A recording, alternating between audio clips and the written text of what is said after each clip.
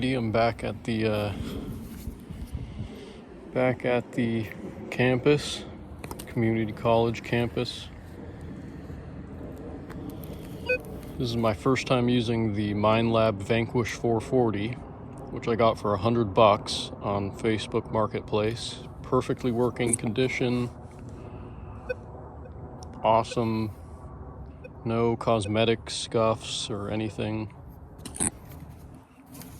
This is my first time actually using it in the field.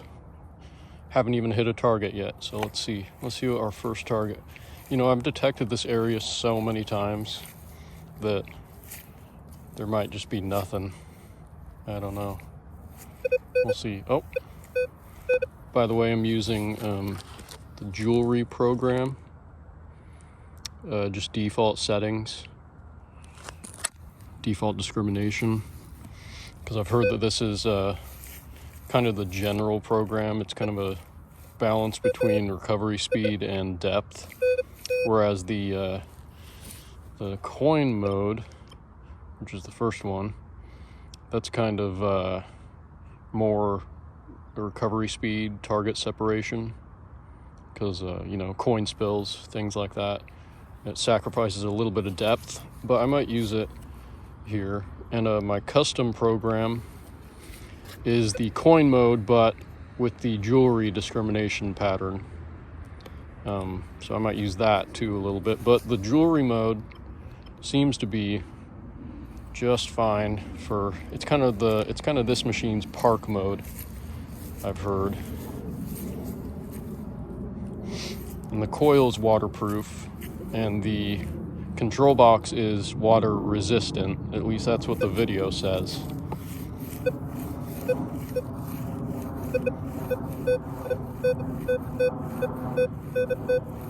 Yeah.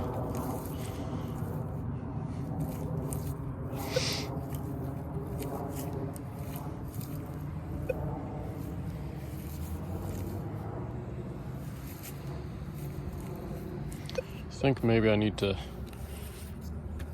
make this a little longer, except I've wrapped this coil a little bit tight. So actually I'm gonna pause recording and do that real quick. Alrighty, got that all squared away. Let's see if I can take it out just a little further. Let's see how that works for me. Maybe only got like another inch, but that's a big difference. Let me turn it on.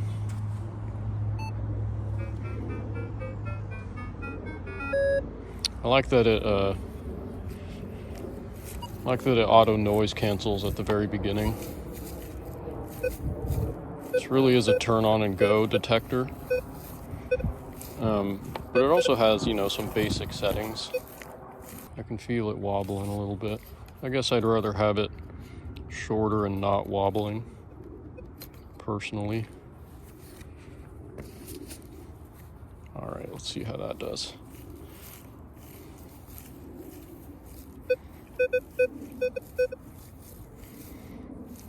No, I don't know how to use this machine. Well, I know how to use it. I just haven't learned the feel.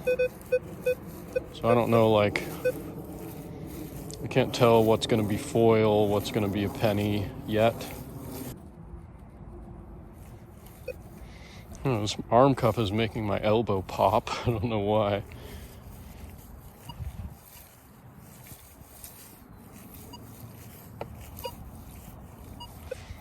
One thing I've noticed is that the high tone is quite quiet, even on the highest volume setting.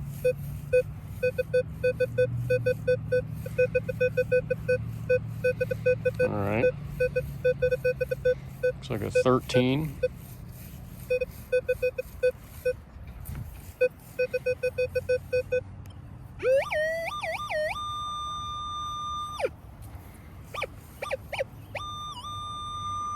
All right, our first dig with the Minelab VANQUISH 440. Let's see what it is.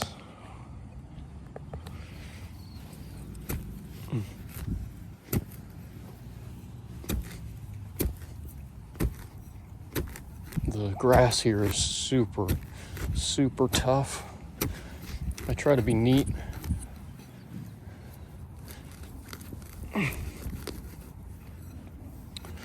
but there's only so much you can do.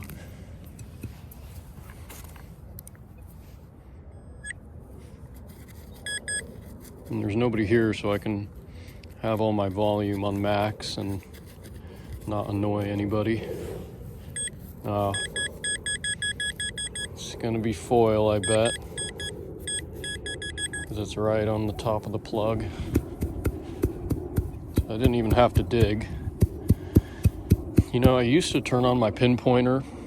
I would kneel down, and the first thing I do is turn on my pinpointer and scan the surface.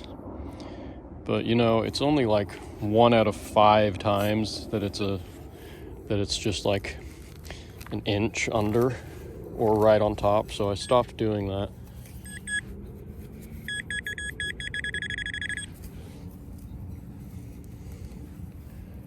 But if you want to do that, if the place you're at has a ton of surface finds or super shallow finds, it's always a good idea to just pinpoint it real quick. Oh, look at that. All right, I'll take it. Nickel to start off the day. Let me get some light on it. And it is a, 1968. Nice. Okay. All right, so on the VANQUISH 440, a nickel looks like it was like 11 to 13. I'm gonna say it's a 12. And the VANQUISH goes, I kind of like this about Minelab machines. Iron is 0 through -9, and then everything else is, 1 through 40. So there's 49 target IDs with negatives, and I kind of like that, because the Nokta triple score is 0 through 60, or maybe it's 1 through 60. I can't remember. I don't know if it has a 0. Anyway, I like that it separates the negatives so that you know that that's going to be iron for sure. I'll have to see how the iron reads on this, like a nail, because I'm sure I'll find some trash iron soon. But that's a good find to start the day. 1968. All right, I'll talk with you guys when I find another good signal. All right, I figured out what I was feeling that was off in the arm cuff. This arm cuff is secured just by this hex bolt, this hex screw. Only that one. There's none on this side. So it just came a little loose and it was wiggling around. But I got out my multi-tool and tightened it up a little bit. So if you're feeling wiggliness, just tighten that screw a little bit. All right. This one, there's an all metal button here. So this, it's quite a quiet grunt on this machine, but there's a lot of iron over here, a little iron patch, and then right there, there's a pretty repeatable high tone.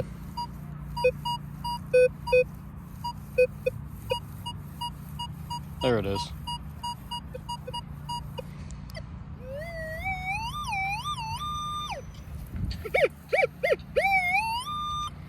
I'm gonna dig this one, just see what's up with it. I'm also gonna do a surface scan.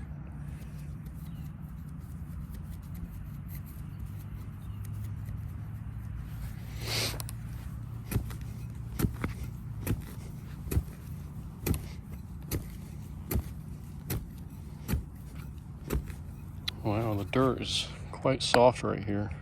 Sorry, I have to keep changing my angle so you guys can see what I'm doing.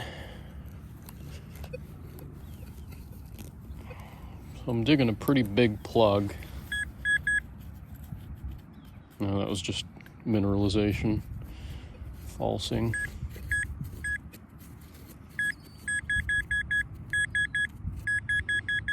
And it looks like it's a little bit, I was a little off with my plug. So we will dig just a little notch right here.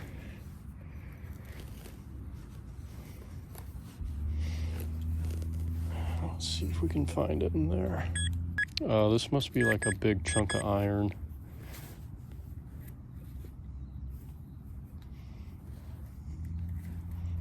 Yeah, because it's not in that little plug.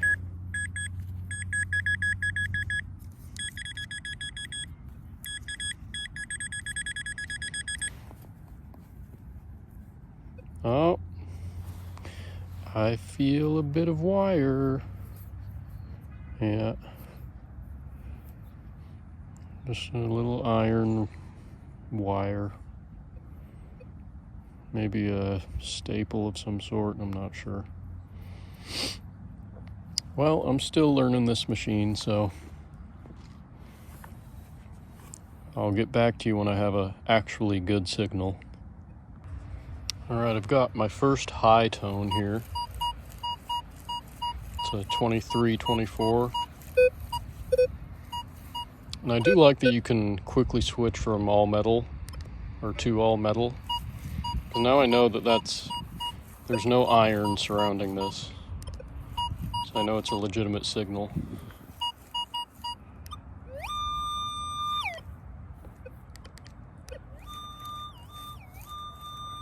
It's something big. Well, we'll dig it anyway. Even if it's something big, we'll dig it anyway.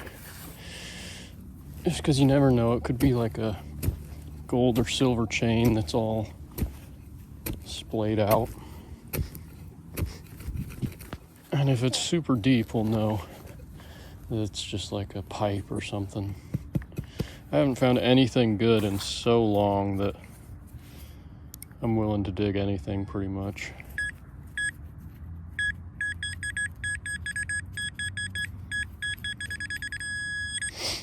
Well, I guess I did find a chewed up silver ring about a week and a half ago, but it's such a tiny thin thing and it was all chewed up, so I didn't really count it. Yeah, this might be just a big old chunk of iron. Let's see here. I see some shiny. Looks like aluminum, whatever it is. Probably a can. Yep. It's a soda can. Well, let's see if we can get it out at least. Get some trash out of the ground.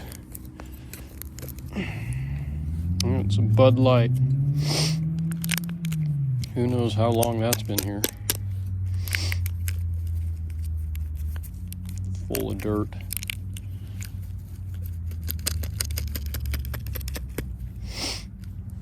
Yeah, I'm gonna go dump all my trash because this is pretty heavy. Alright. Got a solid signal here.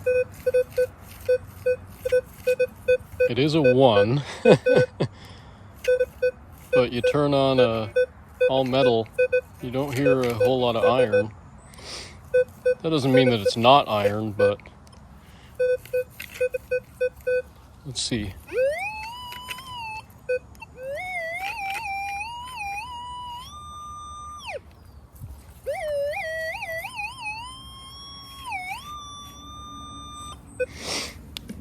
Let's do a surface scan. That did sound quite near the surface. Oh, really? Come on.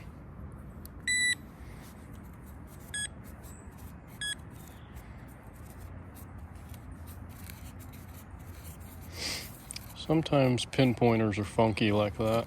I'm gonna go ahead and assume that it's right here. I hope it's not a sprinkler head or a utility of some sort. This is a rocky part because it's right next to a gravel path. But I see, I mean, people that don't go to this school walk their dogs and play in the fields. There's constantly non-students and non-faculty walking, using this campus just as a walking path. So thousands and thousands of people have walked this trail.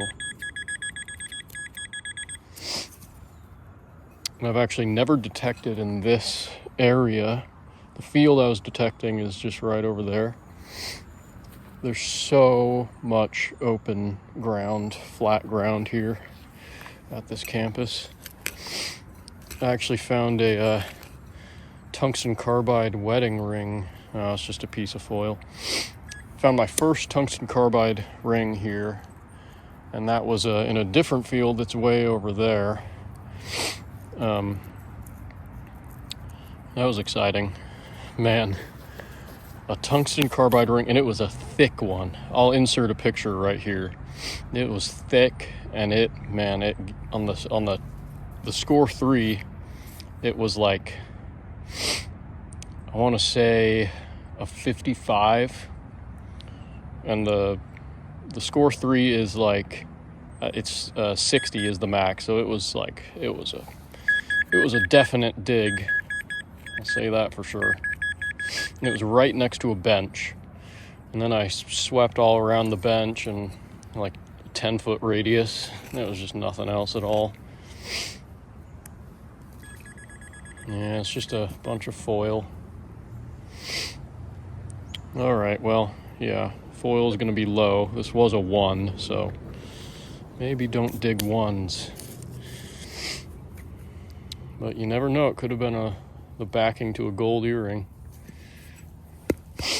My general rule is, if it's repeatable and it doesn't sound big or overly chattery, then dig it. If it's repeatable but doesn't sound big, dig it. And I mean, even if it sounds big, it's up to your discretion, because it could be, a necklace, like I was saying earlier. So you got to kind of learn the machine. And that's what I'm doing right now, is just noting the TID and seeing how I feel about how it sounds. Looking at the depth meter. There is a depth meter on this right here. I'm not sure what each notch represents on that. I know the triple score, every box that lights up is about 2 inches of depth. And again, that's based on a coin-sized target. So it's a little bit useless unless you're only finding coins, because if it sees a big target, what the detector is seeing, and I saw this in a YouTube video, I can't remember whose it was, but they were talking about, or it might have been Quarter Hoarder. He was talking about, since it's based on a coin-sized object, if there's a big object and it's really deep, the coil sees that as a coin that's really close. So it'll say it's shallow on the target ID or on the depth indicator, but it's really just a big object that's deep. And the same goes for a small object that's super close. It thinks that that's a coin, So it's not exactly the most accurate thing ever. It does give you information, but it's not 100% accurate. Just like everything on a metal detector, you got to learn. It's all situational. Okay, 15. Here's where I'm going to switch to my custom program that is coin mode, but with everything except iron notched in, because this has better separation. And I'm going to go all metal. I hear a little bit of iron tone.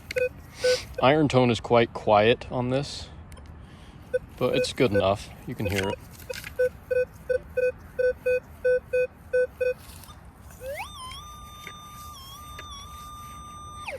All right, that seems pretty big. We're still gonna dig it anyway. You know, I said I stopped pulling out my pinpointer first thing, but now it's actually, this session, it's been good so far. Just to see if it's a surface find or not. Or, you know, sub 2 inches depth. Because the Nokta pointer, I think it goes about 1.5, 2 inches on a dime, a mercury dime. That's the maximum range, at least in an air test. Nothing in the plug.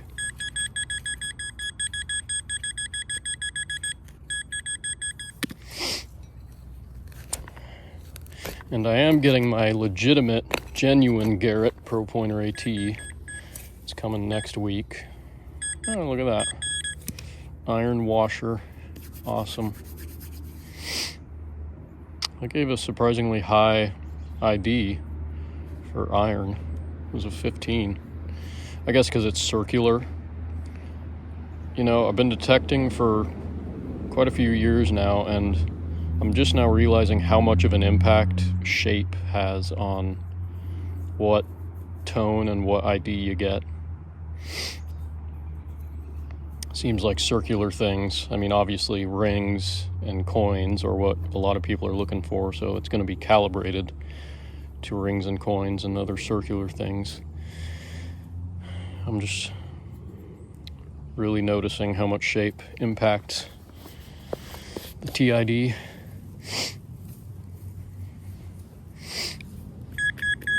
Oh, is there more? You know, the Nokta pointer, it doesn't have any ground balance or retuning feature, so mineralization and falsing is definitely a problem.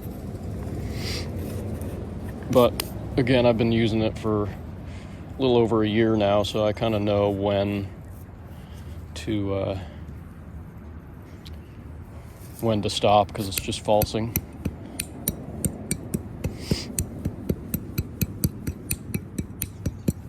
And here, since I have to really dig in the soil, I like to pat down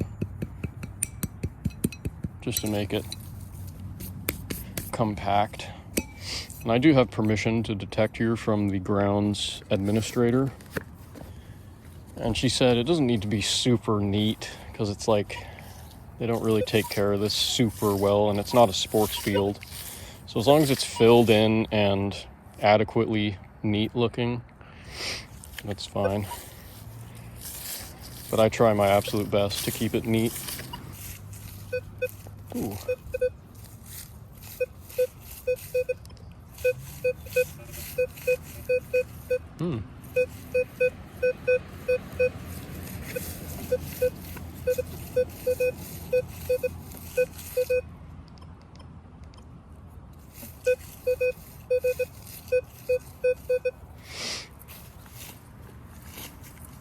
Yeah, we'll dig it.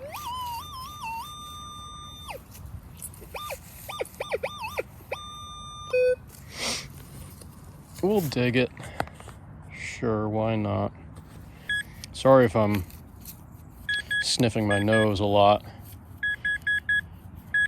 because it's cold out here. Come on now, be something good, please. Nope, never. Always foil. Looks like a Taco Bell green sauce packet.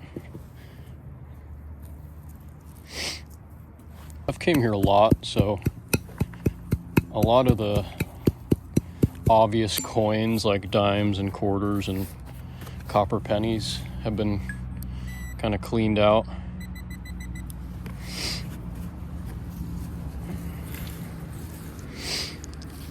You know what, I'm gonna save battery on my phone since this is the only thing I have to record with, so I'll show you if I find something good.